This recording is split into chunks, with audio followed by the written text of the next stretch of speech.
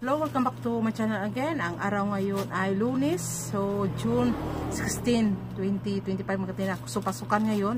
So kahapon nagrepack na ako ng mga mantika na kilo-kilo para ngayon ay prepare tayo. So nakaubos ako ng malapit maging 2 container magatina, inubos kong nagrepack. So medyo masakit pa yung kamay natin. So ngayon umaga, so naggrocery ako ng mga items at saka dumating itong ribis ko. Nagkasabay sila kasi itong isang linggo di sila nakadating dito kasi medyo maulan at saka mabaha doon sa ibang lungsod, so hindi sila, so nagkasabay-sabay. So ang bigas ngayon, naggrocery ako na malapit na maging 20,000 ang nabili ko, 19,834, at saka ito namang feeds 5,559, at saka itong ribis ko na 13,892, at saka ito namang Unilever na nagkasabay talaga 4,716, at saka bumili ako ng itong premium stick, may tao.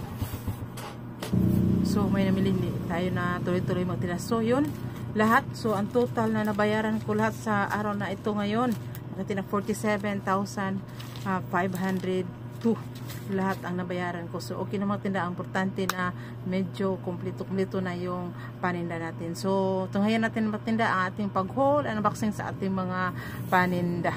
So by the way magtinda, ang premium stick ay nagmahal na. So ano na, 1,862 na sa panel. Buti na lang may mga wholesaler dito ng old stock pa ang presyo nila.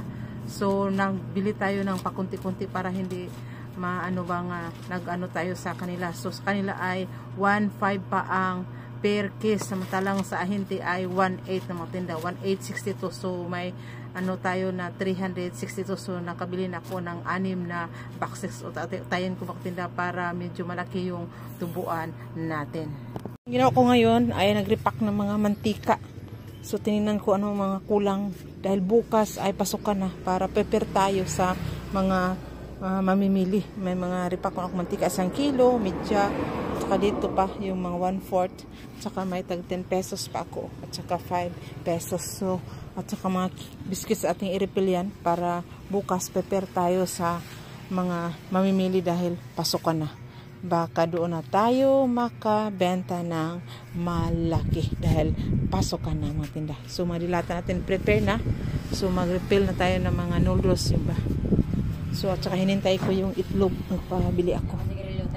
Ating ang mga biscuits natin magtinda, itong ribis ko at saka itong Unilever.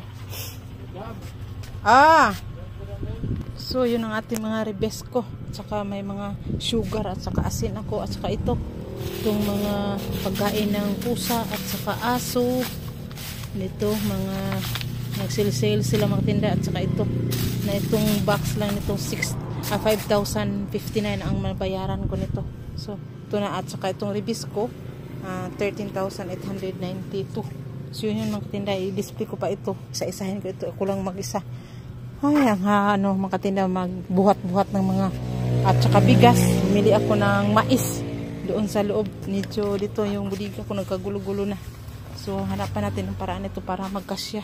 Ito yung bigas. At saka itong kuha ko, hindi pa ako nagbili, baka sa susunod pa na araw. Yun ang ating buhay negosyante matinda. Lahat ay bibilhin kung ano ang mabenta sa ating tindahan. So yun lang muna aking masishare matinda sa araw na ito.